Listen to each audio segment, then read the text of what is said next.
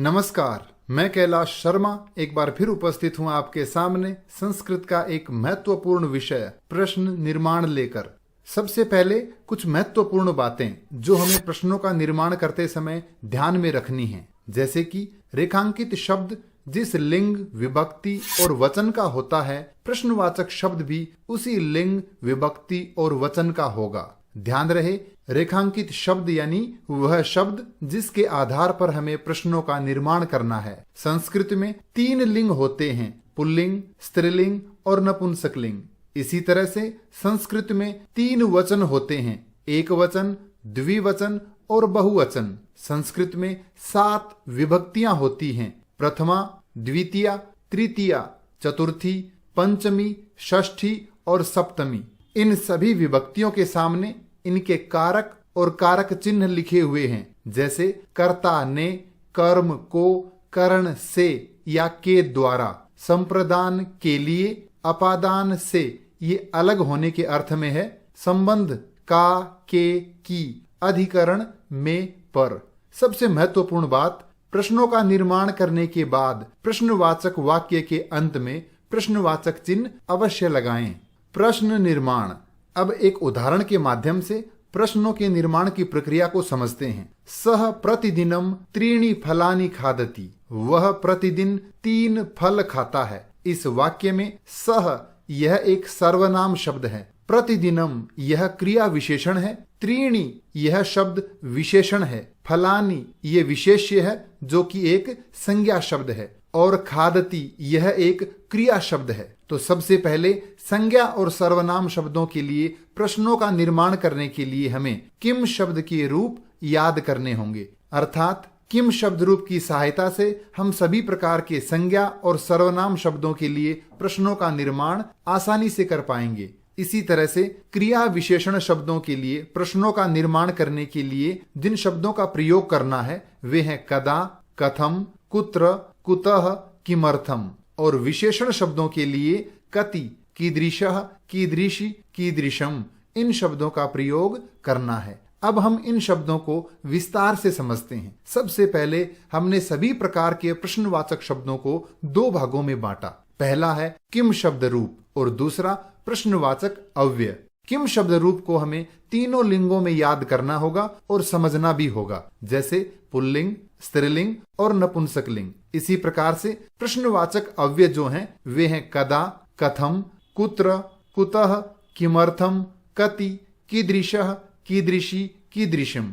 इन शब्दों की सहायता से आप सब प्रकार के प्रश्नों का निर्माण आसानी से कर पाएंगे। सबसे पहले हम समझते हैं किम शब्द रूप को। किम शब्द के तीनों लिंगों में हमें रूप याद करने हैं। सबसे पहले किम शब्द पुल्लिंग में हम देखते हैं। ये है 7 विभक्ति, एक वचन, द्विवचन और बहुवचन। तो किम शब्द पुल्लिंग में बनेंगे कह, कौ, के, कम, कौ, कान, केन काभ्याम कैहि, कस्मै काभ्याम केभ्यः, कस्मात् काभ्याम केभ्यः, कस्य कयोः केशाम, कस्मिन् कयोः केषु। इसी तरह से किम शब्द स्त्रीलिंग में एक वचन, द्विवचन, बहुवचन। रूप बनेंगे का, के, काहा, काम, के, काहा, कया काभ्याम काभिः, कस्यै काभ्याम काभ्यः, कस्याः काभ्याम काभ्यः, कस्याः कयोः कासाम, कस्याम कयोः कासु।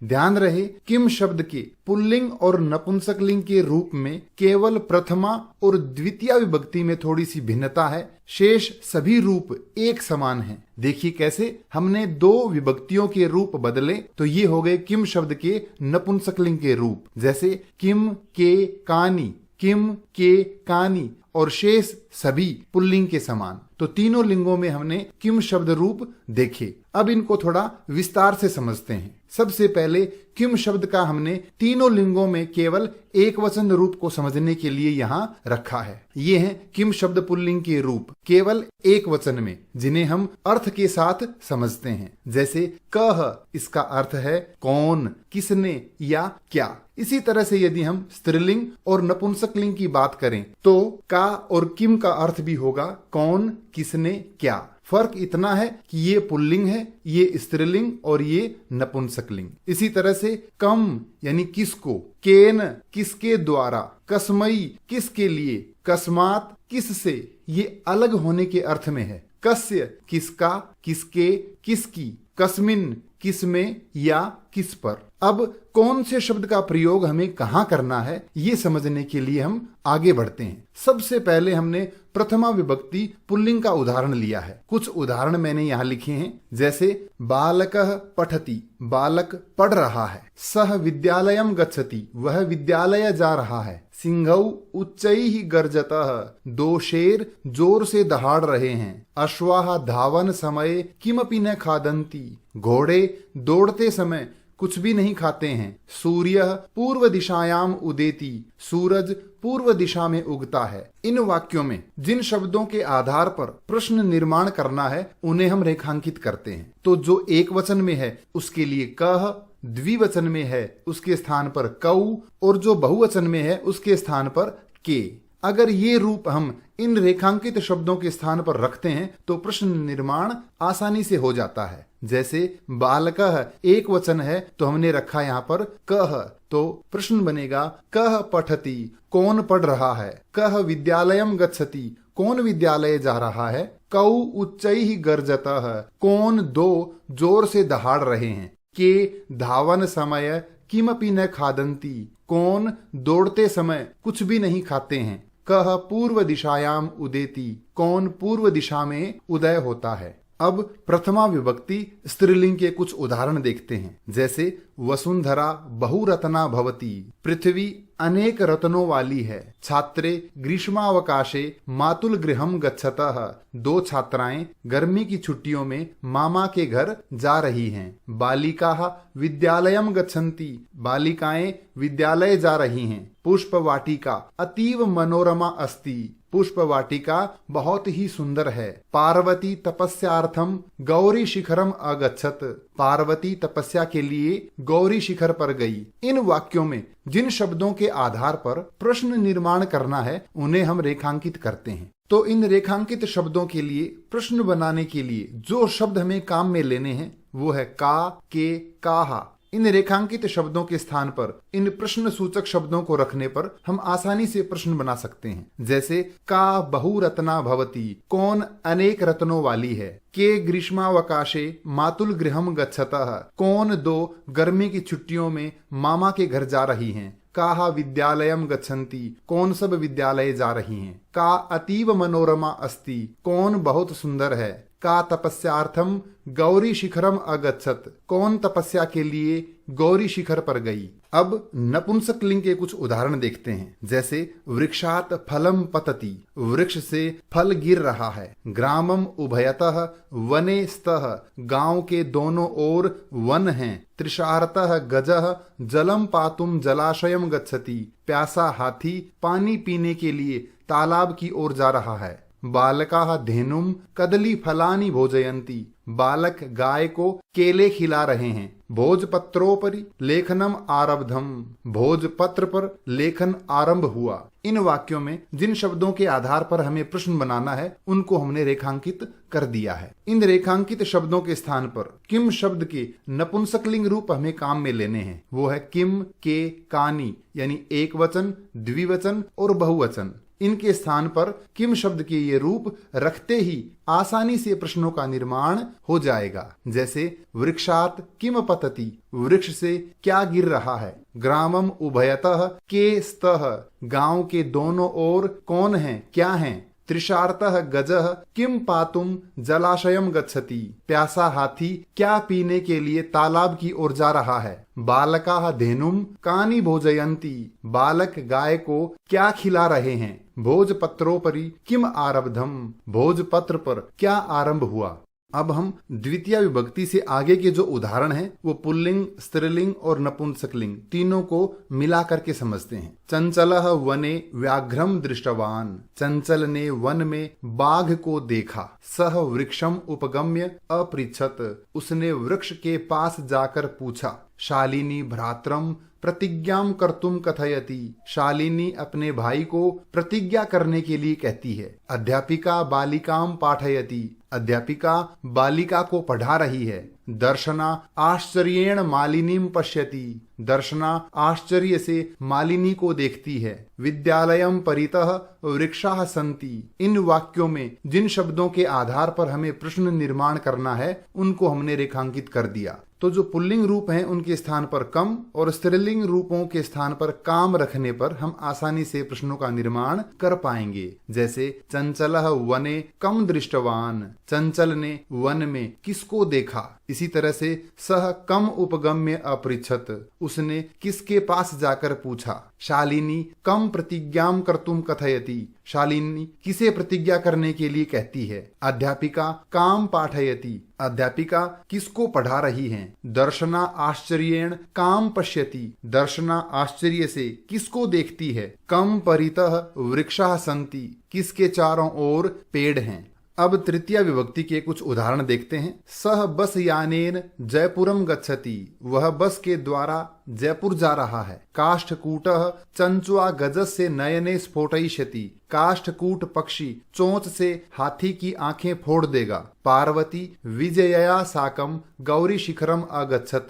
पार्वती विजया के साथ गौरी शिखर पर गई। माता पुत्रेण सह आपणम गच्छति। माता पुत्र के साथ बाजार जा रही हैं। सूर्य सत्येन तपति। सूर्य सत्य से तपता है। इन वाक्यों में जिन शब्दों के आधार पर प्रश्नों का निर्माण करना है उनको हमने रेखांकित कर दिया है। तो इनके स्थान पर जो शब्द हमें काम में लेने हैं वो हैं केन और कया। तो इन शब्दों में से जो पुल्लिंग है उसके स्थान पर केन और स्त्रीलिंग है उसके स्थान पर कया। इन दोनों शब्दों को रखने पर आसानी से हमने प्रश्नों का निर्माण कर लिया। जैसे सह केन जयपुरम गच्छति। वह किस से जयपुर जा रहा है। काष्ठकूटः कया गजस्य नयने स्फोटयिष्यति। काष्ठकूट नामक पक्षी किस से हाथी की दोनों आंखें फोड़ देगा। पार्वती कया साकम गौरी शिखरम अगच्छत। पार्वती किसके साथ गौरी शिखर पर गई। माता केन सह आपणम गच्छति। माता किसके साथ बाजार जा रही है। सूर्य केन तपति। सूर्य किससे तपता है। अब चतुर्थी विभक्ति के कुछ उदाहरण देखते हैं। जैसे सूर्याय नमः। सूर्य को नमन। जनाः सर्वकाराय देशस्य विकासार्थम धनम ददति। लोग सरकार को देश के विकास के लिए धन देते हैं। पिता बालिकायै क्रीडनकानि आनयति। पिता बालिका के लिए खिलौने ला रहे हैं। मोहनः निर्धनाय धनम ददाति। मोहन निर्धन को धन देता है। सर्वेभ्यः स्वस्ति। सभी का कल्याण हो। इन वाक्यों में जिन शब्दों के आधार पर प्रश्नों का निर्माण करना है उनको हमने रेखांकित कर दिया। इन शब्दों के स्थान पर जिन प्रश्नवाचक शब्दों का प्रयोग करना है वो है कस्मयी और कस्ययी। तो इनमें जो शब्द पुल्लिंग है उसके स्थान पर कस्मयी और जो स्त्रीलिंग है उसके स्थान पर कस्ययी रखने पर हम आसानी से प्रश्नों का निर्माण कर सकते हैं। जैसे कस्मयी नमः। किसको नमन। जनाः कस्मयी देशस्य विकासार्थम धनम ददति। लोग किसको देश के विकास के लिए धन देते हैं। पिता कस्यई क्रीडनकानि आनयति।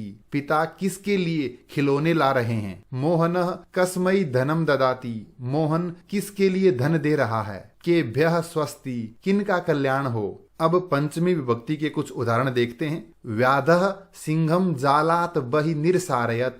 शिकारी ने शेर को जाल से बाहर निकाला। सह समयात पूर्वम प्रयासम करोति। वह समय से पहले प्रयास कर रहा है। जनाः पर्वतेभ्यः प्रस्तराणि आनयन्ति। लोग पर्वतों से पत्थर लाते हैं। दीपिका पुस्तकालयात पुस्तकानि आनयति। दीपिका पुस्तकालय से पुस्तकें ला रही है। लता वाटिकायाः पुष्पाणि आनयति। लता वाटिका से यानी बगीचे से फूल ला रही है। इन वाक्यों में जिन शब्दों के आधार पर प्रश्नों का निर्माण करना है उनको हमने रेखांकित कर दिया। तो इन रेखांकित शब्दों में से जो शब्द पुल्लिंग हैं उनके स्थान पर कस्मात और जो स्त्रीलिंग शब्द हैं उनके स्थान पर कस्याः लगाने पर हमने आसानी से प्रश्नों का निर्माण कर लिया। जैसे व्याधः सिंहम कस्मात बहि निरसारयत।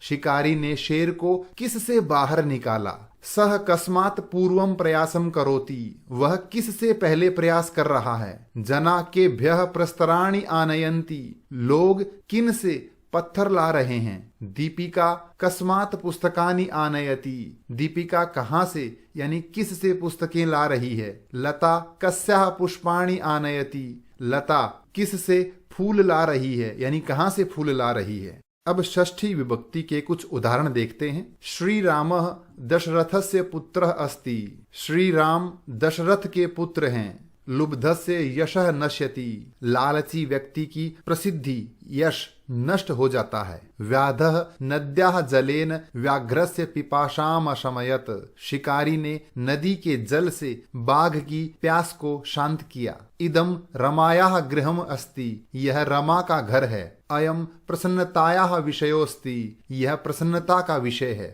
इन वाक्यों में जिन शब्दों के आधार पर प्रश्नों का निर्माण करना है उनको हम रेखांकित करते हैं। तो रेखांकित शब्दों में जो पुल्लिंग शब्द हैं उनके स्थान पर कस्य और स्त्रीलिंग शब्दों के स्थान पर कस्या लगाने पर हम आसानी से प्रश्नों का निर्माण कर सकते हैं। जैसे श्री रामः कस्य पुत्रः अस्ति, श्री राम किन के पुत्र हैं। कस्य यशः नश्यति, किसका यश यानी प्रसिद्धि नष्ट होती है। व्याधः कस्याः जलेन व्याघ्रस्य पिपाशाम शमयत, शिकारी ने किसके जल से बाघ की प्यास को शांत किया। इदम कस्याः गृहम् अस्ति, यह किसका घर है। अयम कस्याः विषयोस्ति, यह किसका विषय है। अब सप्तमी विभक्ति के कुछ उदाहरण देखते हैं। सूर्य पश्चिमायाम दिशायाम अस्तम गच्छति, सूर्य पश्चिम दिशा में अस्त होता है। सह बिले प्रविश्य सिंहस्य भोजनम भविष्यति, वह गुफा में प्रवेश करके शेर का भोजन बनेगा। पुष्पेषु चित्र पतंगाः डयन्ते, फूलों पर तितलियां उड़ रही हैं। राघवस्य पठने इच्छा अस्ति, राघव की पढ़ने में इच्छा है। पृथिव्याम त्रीणि रत्नानि सन्ति, पृथ्वी पर 3 रत्न हैं। इन वाक्यों में जिन शब्दों के आधार पर प्रश्नों का निर्माण करना है उनको हमने रेखांकित कर दिया है। तो इनके स्थान पर जिन प्रश्नवाचक शब्दों का प्रयोग करना है वो है कस्मिन और कस्याम। जैसे सूर्य कस्याम दिशायाम अस्तम गच्छति, सूर्य कौन सी दिशा में अस्त होता है। सह कस्मिन प्रविश्य सिंहस्य भोजनम भविष्यति, वह किसमें प्रवेश करके शेर का भोजन बनेगा। केषु चित्र पतंगाः डयन्ते, किन पर तितलियां उड़ रही हैं। राघवस्य कस्मिन इच्छा अस्ति, राघव की किसमें इच्छा है। कस्याम त्रीणि रत्नानि सन्ति, किस पर 3 रत्न हैं। अब कुछ विशेष उदाहरणों के बारे में हम समझते हैं। जैसे मोहनः विद्यालयम गच्छति, मोहन विद्यालय जा रहा है। सह विद्यालयात् गृहम् आगतवान, वह विद्यालय से घर आ गया। वृक्षेषु खगाः कूजन्ति, पेड़ों पर पक्षी चहक रहे हैं। वयम भारत देशे निवसामः, हम भारत देश में रह रहे हैं। सह आगरा नगरे निवसति, वह आगरा नगर में रह रहा है। इन वाक्यों में जिन शब्दों के आधार पर प्रश्नों का निर्माण करना है उनको हम रेखांकित करते हैं। ध्यान रहे यानी गम धातु के अर्थ में यानी जाने के अर्थ में हम वहां पर द्वितीय विभक्ति का कम न लगाकर कुत्र लगाएंगे। इसी तरह से वृक्षों पर पक्षी चहक रहे हैं तो हम यहाँ केशु के स्थान पर कुत्र भी लिख सकते हैं। कुत्र शब्द का प्रयोग करके भी हम ऐसे शब्दों के स्थान पर प्रश्नों का निर्माण कर सकते हैं। जैसे मोहनः कुत्र गच्छति, मोहन कहाँ जा रहा है। सह विद्यालयात् कुत्र आगतवान, वह विद्यालय से कहाँ आया। कुत्र खगाः कूजन्ति, पक्षी कहाँ पर चहक रहे हैं। वयम कुत्र निवसामः, हम कहाँ पर रह रहे हैं। सह कुत्र निवसति, वह कहाँ रह रहा है। इस प्रकार हम आसानी से प्रश्नों का निर्माण कर सकते हैं। ये था आज का अध्याय प्रश्न निर्माण। प्रश्नों के निर्माण से संबंधित कोई भी प्रश्न हो तो कृपया कमेंट्स में लिखकर अवश्य पूछें। धन्यवाद।